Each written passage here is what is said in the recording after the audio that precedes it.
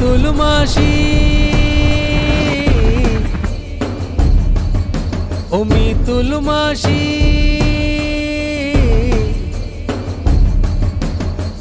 সবাই তোমায় খুঁজছে, সবাই তোমায় খুঁজছে, ও মিতুল মাসি। গল্প হলে সত্যি, গল্প হলে সত্যি, গল্প হলে সত্যি, গল্প হলে সত্যি।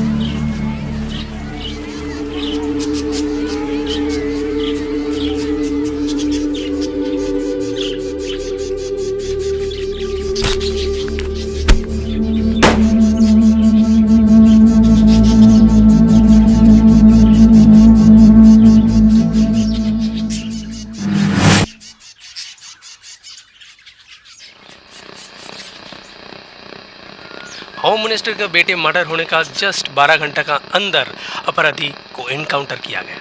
श्री पांडे नाम का एक जाबाज पुलिस ऑफिसर उनको इनकाउंटर किया।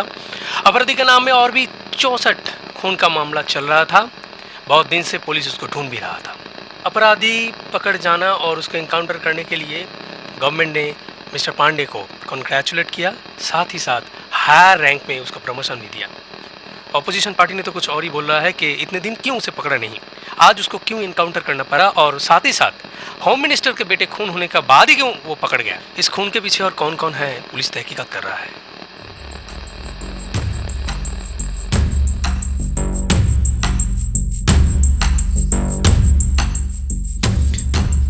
इस घटना के तुरंत बाद मितुल मौसी अपने छोटे बेटे भोंडो के घर हाजिर हुआ। भोंडो उत्तर कलकत्ता में एक पुराना हवेली में एक छोटा सा घर किराए पर लेके रहते थे। मितुल मौसी सब ठीक ही था, पर रात पर मौसी को नींद नहीं आता है।